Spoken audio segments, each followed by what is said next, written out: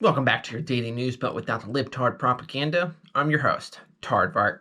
Starting out in Canada, Bernard College instructor discusses blowing up and gassing white people in coming race war. Because in the white Western world where systematic racism is rampant, black people get to go on national shows and talk about how they want to kill all white people. He definitely will not be fired. He will not face any cancellation or any problems because in the white Western world, black people are privileged. Washington Post shuts down presidential fact-checking database after 100 days of Biden.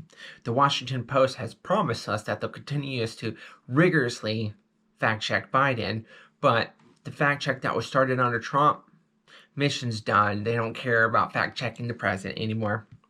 First Nation, Idaho's Republican governor signs bill banning critical race theory. What we should call it is racist anti-white training because that's what critical race theory is. And it should be banned everywhere. Too bad Trump lost because now individual states will have to ban it. Stampede at Israel religious celebration kills at least 44. I wasn't really familiar with this religious celebration or holiday, whatever it is, but 100,000 people gathered, not a mask in sight. And what I noticed from the New York Times that there's no mention about them not wearing masks.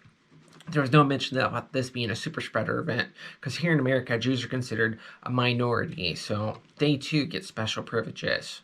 But if this was Sturgis, for example, they'd be calling them grandma killers. In closing out, TikTok model exposes racism.